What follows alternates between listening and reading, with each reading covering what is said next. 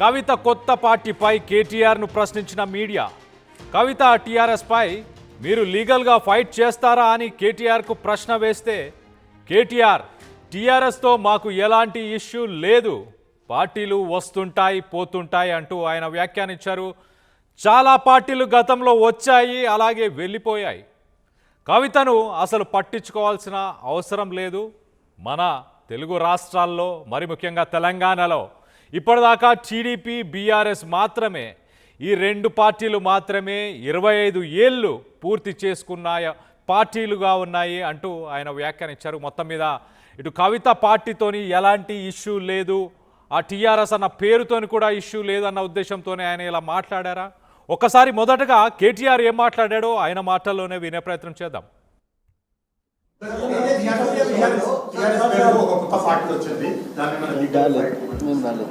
ఎక్కడ నాకు తెలిసి మాకు ఇప్పటి వరకు నాకున్న ఇన్ఫర్మేషన్ మేరకైతే పెద్ద ఇష్యూ ఏమీ లేదు. పార్టీలు వస్తుంటాయి పోతుంటాయి, అది పెద్ద ఇష్యూ కాదు. చాలా పార్టీలు వచ్చినాయి, చాలా పార్టీలు పోయినాయి. 25 ఏళ్ళు పూర్తి చేసుకున్న పార్టీ మేము. కాబట్టి మేము ఫోకస్ చేసేది ఈ దేశంలో 25 ఏళ్ళు పూర్తి చేసుకున్న పార్టీలు వేళ్ల మీద లెక్క దగ్గబెట్టే సంఖ్యలో ఉంటాయి. నాకు తెలిసి మన రాష్ట్రంలో అయితే ఒక టీడీపీ, తర్వాత టీఆర్ఎస్ఏ, ఇంకే వేరే పార్టీలు ఏం లేవు. ఇప్పుడున్న బీఆర్ఎస్, అప్పుడు టీఆర్ఎస్గా పుట్టింది, ఇప్పుడు బీఆర్ఎస్.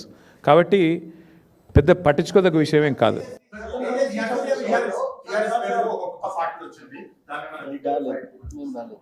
ఎక్కడ నాకు తెలిసి మాకు ఇప్పటి వరకు నాకున్న ఇన్ఫర్మేషన్ మేరకైతే నాకు తెలిసి పెద్ద ఇష్యూ ఏమీ లేదు. పార్టీలు వస్తుంటాయి పోతుంటాయి, అది పెద్ద ఇష్యూ కాదు. చాలా పార్టీలు వచ్చినాయి, చాలా పార్టీలు పోయినాయి. 25 ఏళ్ళు పూర్తి చేసుకున్న పార్టీ మేము. కాబట్టి మేము ఫోకస్ చేసేది ఈ దేశంలో 25 ఏళ్ళు పూర్తి చేసుకున్న పార్టీలు వేళ్ల మీద లెక్క దగ్గబెట్టే సంఖ్యలో ఉంటాయి.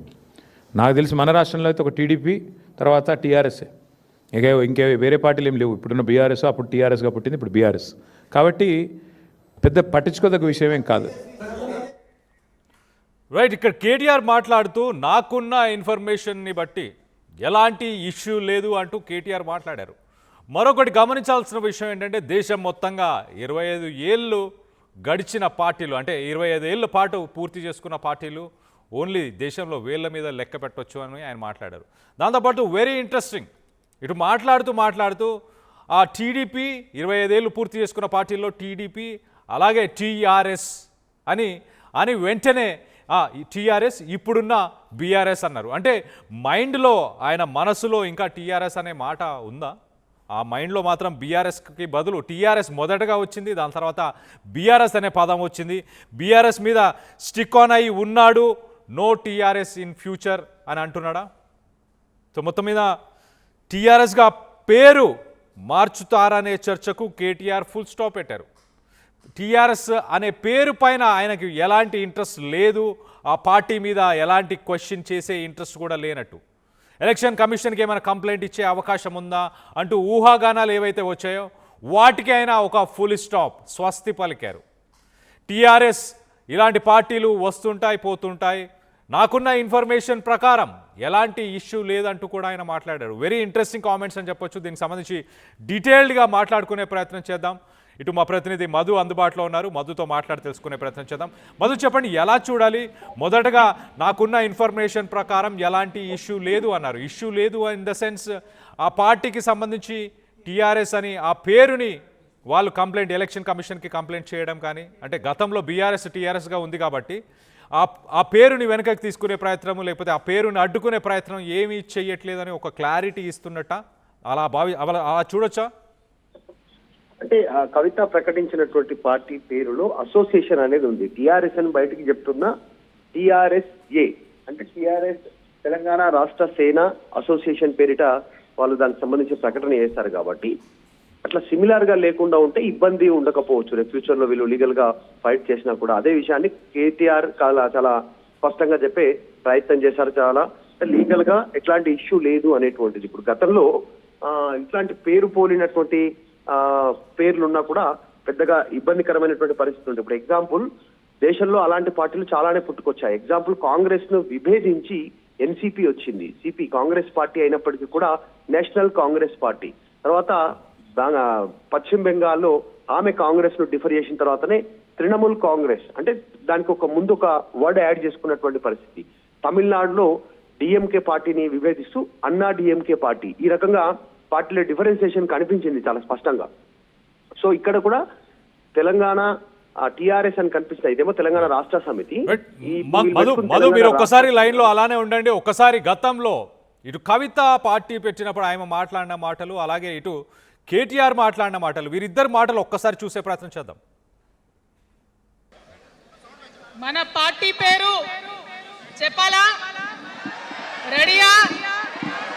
టిఆర్ఎస్.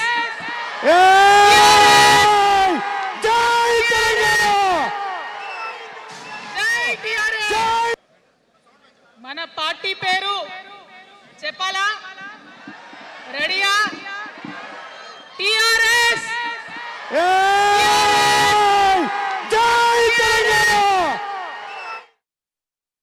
ఇన్ఫర్మేషన్ మేరకైతే నాకు తెలిసి పెద్ద ఇష్యూ ఏమీ లేదు. పార్టీలు వస్తుంటాయి పోతుంటాయి, అది పెద్ద ఇష్యూ కాదు. చాలా పార్టీలు వచ్చినాయి, చాలా పార్టీలు పోయినాయి. 25 ఏళ్ళు పూర్తి చేసుకున్న పార్టీ మేము.